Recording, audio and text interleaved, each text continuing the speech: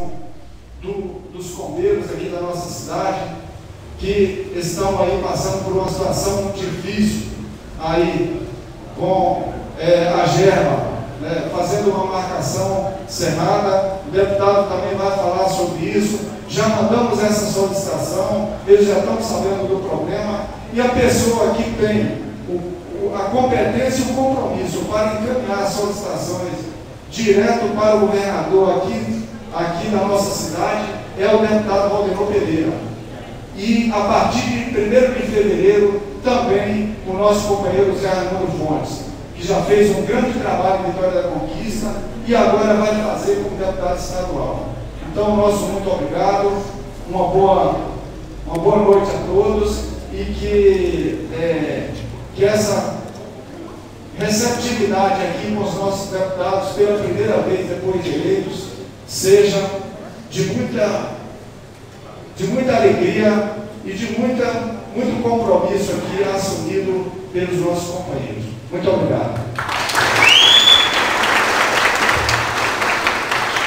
Gostaria de registrar aqui a presença de Diácono Manélia Sampaio, representante da Diaconia São Lucas, da Igreja Católica, também o Sr. Rosário, né, representando assim ao PIB aqui do nosso município, e Marcelo, presidente da Associação dos Produtores de Leite aqui do nosso município.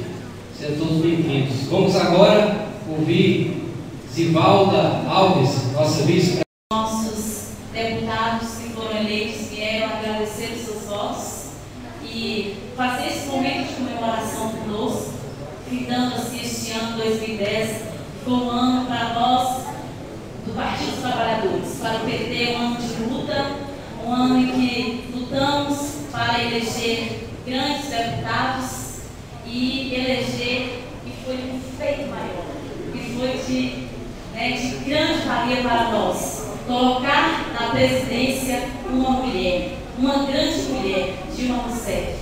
E as grandes transformações do mundo começaram por mulheres, desde a concepção, desde o início, que Eva lá concedeu foi o início, que as mulheres veem, quando Deus fez o rascunho, depois ele falou que precisava de uma obra-prima, e aí concedeu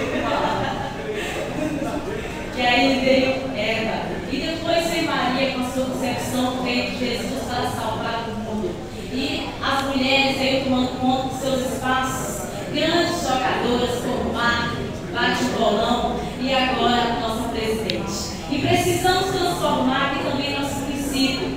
Eu faço um apelo às mulheres possam participar mais dos movimentos, não que seja feminista, não, mas que as mulheres possam participar mais, possam estar sendo líderes, né? Possam estar sendo líderes de movimentos e que possam entrar na política, que possam colocar o seu nome para que a gente possa ter várias mulheres sentadas nessas cadeiras aqui da cidade de Poções.